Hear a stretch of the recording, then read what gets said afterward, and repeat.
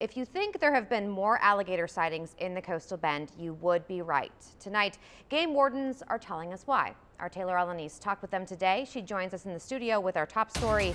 Now, Taylor, the most recent sighting was in Port Aransas on Monday.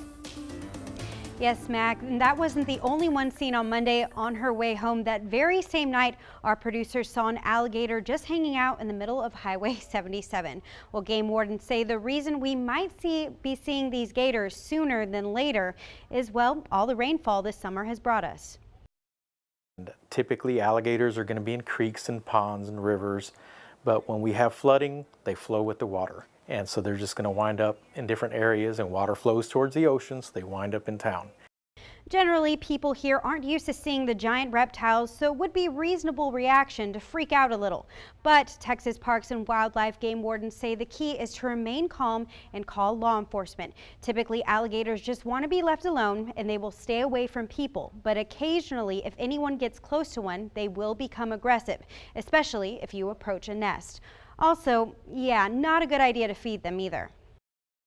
Do not feed alligators. It is against the law to feed wild alligators because they will get used to it and they will hang around and they will become more aggressive.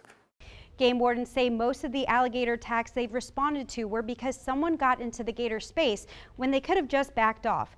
Gators may be hefty, but they are extremely fast. So if what the game warden says doesn't scare you into walking away, an alligator's speed and power should.